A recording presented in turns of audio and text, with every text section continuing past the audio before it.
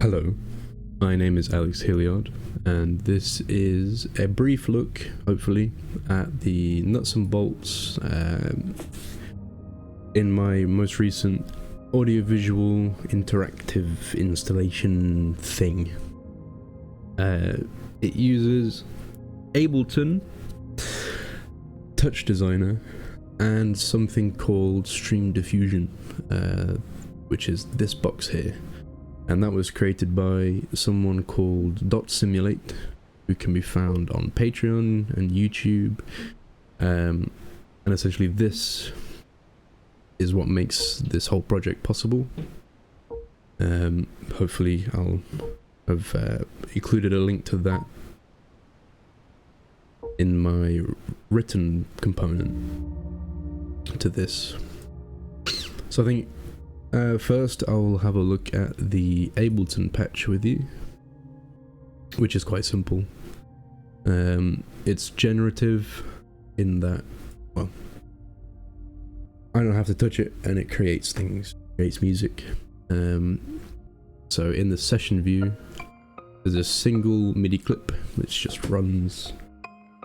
And then there is an instrument rack, which is here. Which contains all of the bits to make it generative.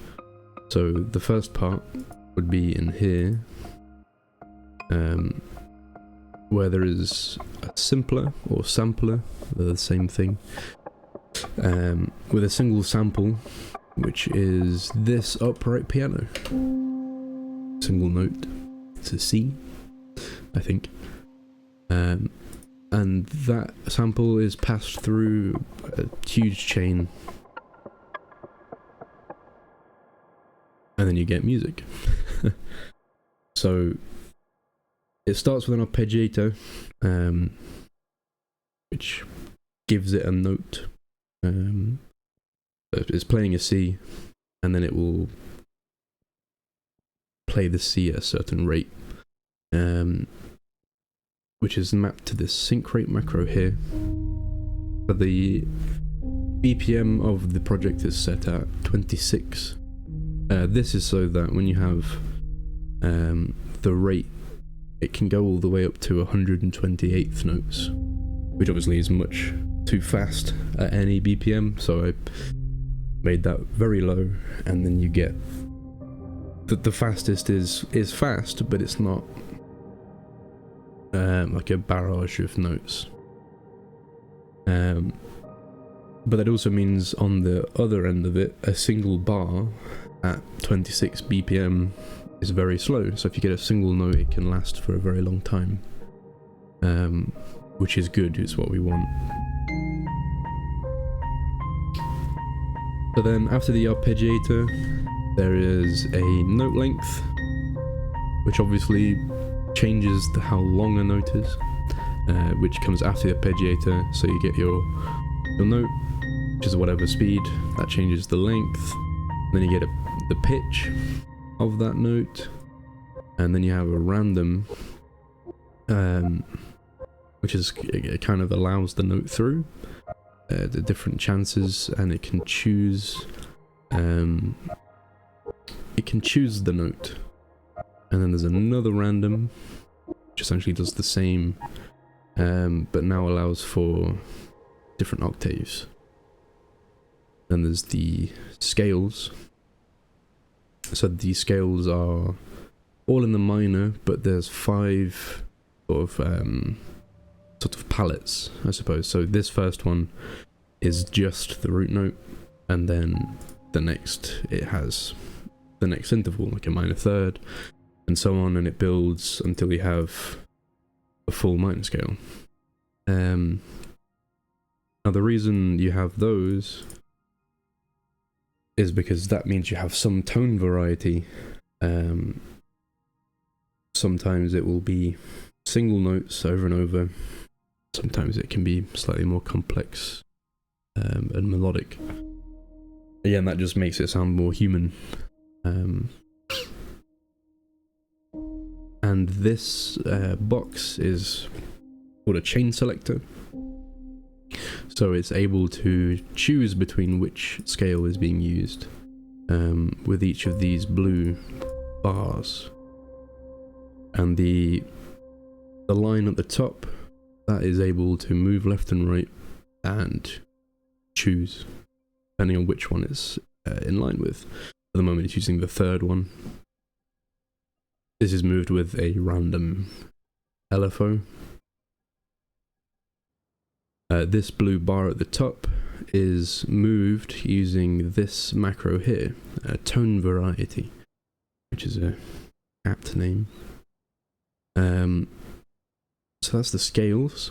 Then there is a chord MIDI effect, which is able to have 3 voices, and it can move them up and down 36 semitones. So you're able to have 3 note chords, or 4 note chords, sorry, because it'll always be the root. Then there's another minor scale.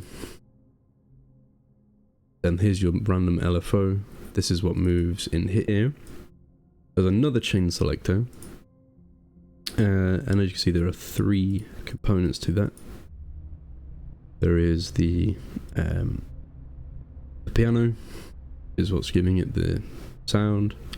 There's an analog, which is giving a noise, a white noise, and then there's a gap with nothing in it. So what this does, depending on where this LFO moves, it moves the blue line, and if the blue line is within this first blue bar, the piano plays. If it moves outside, so it goes to this second one, nothing plays, which gives you gaps in the playing. But then there's that analog, like I said, that's always on, so it doesn't matter where the blue line is, it's always playing the noise. In the macros, there's the noise color, so that's just a low pass filter, and there's also the noise volume, which is obvious what that does. Close that. After that, there is a reverb, which is again obvious what that does. It's a reverb.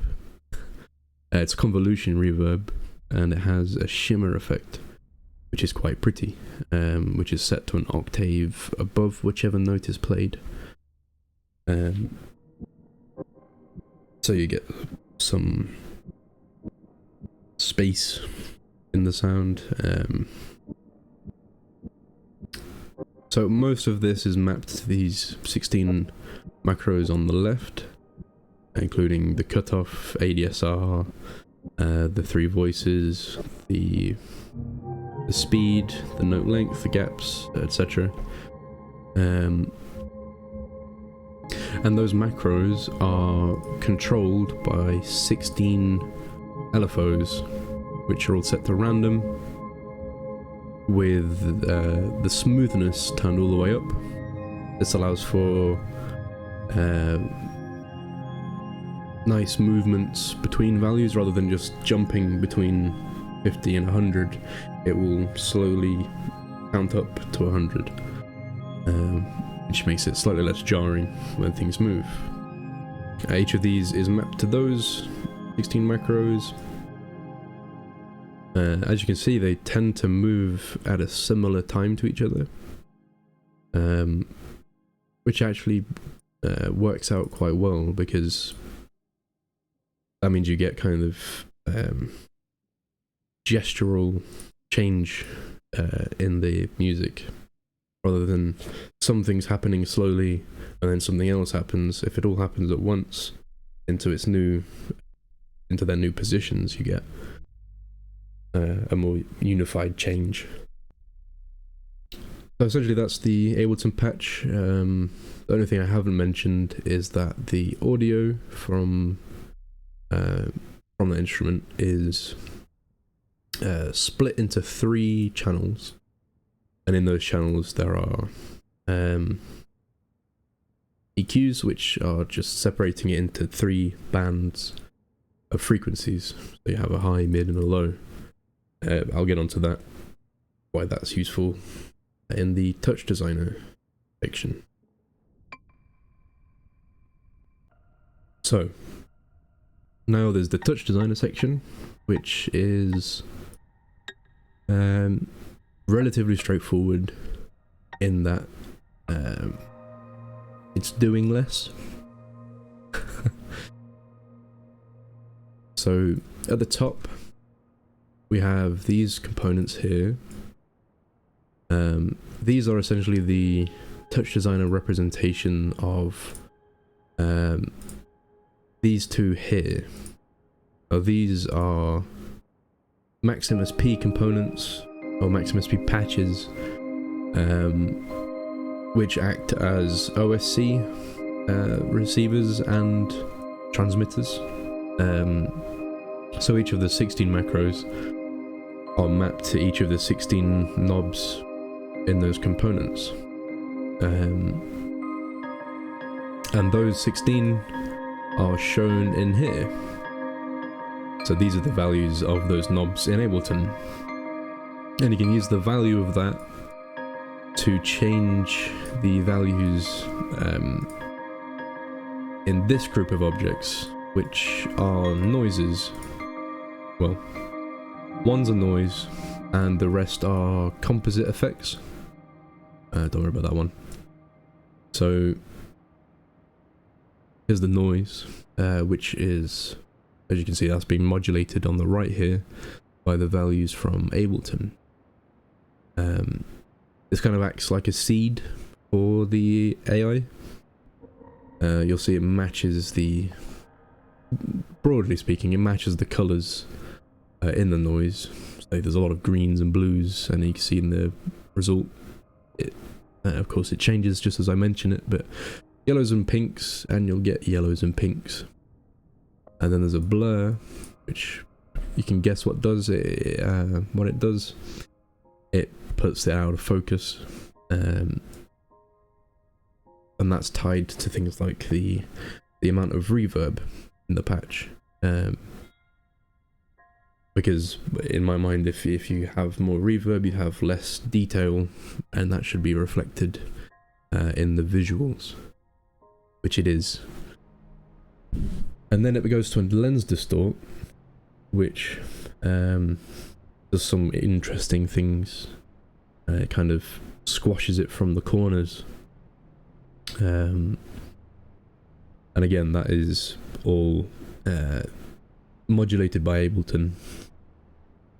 And then that is fed into a difference along with the blur output. So then you get a kind of mixture of the two, rather than having the blur, which is quite intense as a thing. I mean, if I show you that, if I just connect the lens distort to StreamDiffusion, you get very obvious sort of areas of things happening, which isn't necessarily what you want. So I'll put that back. The difference also, if there's too much of the same color, so there's a lot of yellow, you'll get black, and the same with pink. Lots of pink, you get black. So it's the opposite, I suppose. And this goes into a monochrome, which makes the image grayscale. This is mapped to the sorry, this comes later in this switch component. So this is able to switch between monochrome, the difference, and the blur outputs, so that you get a sort of mixture between all three, rather than it being it's either this one or it's either that one or it's either this one. It's a controlled switch.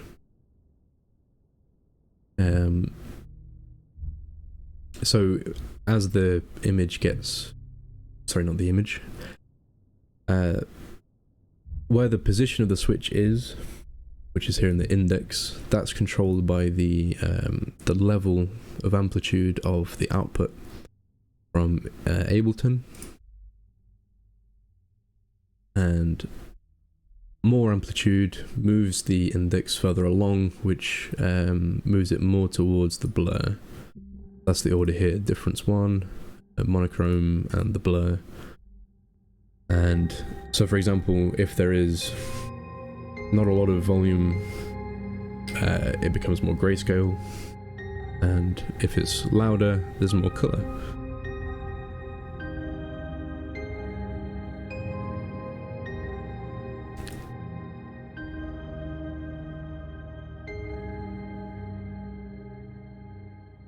So another thing is that those macros in Ableton are also mapped to various bits. In the lens distort, for example, it's able to move where squash happens. It can rotate it. And as you see, the lens distort creates these kind of triangles. And this figure it comes up quite a lot in the images from the AI. Usually there's sort of a triangle of light, and it's also focusing on moving things to that. So for example, at the top now, there's light in the top. But yeah, that figure comes back quite a lot, which I think is quite nice, in that AI can create a broad, an unpredictable amount of things, and it's quite nice to have something that roots it, something that's recognizable, even if that's something quite vague.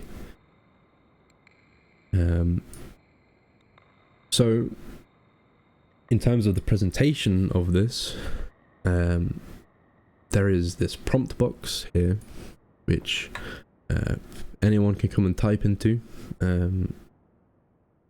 and it will create whatever the prompt asks for. For example, Mr. Bean. You'll get Mr. Bean. And this this prompt box was displayed on a second screen next to the guest, whoever's typing, so they can see their prompt easier. And then the actual images that are generated, they are projected onto a big screen for everyone to see. So in terms of the image generation, it uses something called image-to-image generation, where it uses the previous frame to generate the next frame. So that's essentially why you have images that are very similar to each other with each new frame, because it's using the last frame to base the new one on. It also uses the input of the noise, the group of composite effects over here. So it's a mixture between previous frame and new noise to make new image, and then that cycle repeats. Which is why the process is able to work without a prompt at all. So I remove the prompt, it bases everything off the noise, and it uses the model that the AI is trained on to generate the images by just sort of deciding what's the most likely thing to be in the image. It tends to stick to faces quite a lot, obviously what it was trained on. As for the model, it uses Hugging Face. There should be a link to Hugging Face in the written component, as well as .simulate, the brilliant person who created the component for me. Well, not for me, but for everyone to use. So essentially that's everything. I did have plans to separate the RGB values in the images and use those to control Ableton, so you had a sort of a sort of feedback loop between the two. But that proved to be quite hard because actually there's always a lot of RGB in everything, so that you never get stark differences between red and green or blue and red, for example. They'd always be a fairly similar level to each other. I think perhaps if I had used the hex codes, I could make that work a bit more robustly without needing to do some complex maths to make the values bigger. And then essentially that's everything for this project. It has been displayed in the Pace building at DMU, and it is going to be displayed in the Queen's building also at DMU. And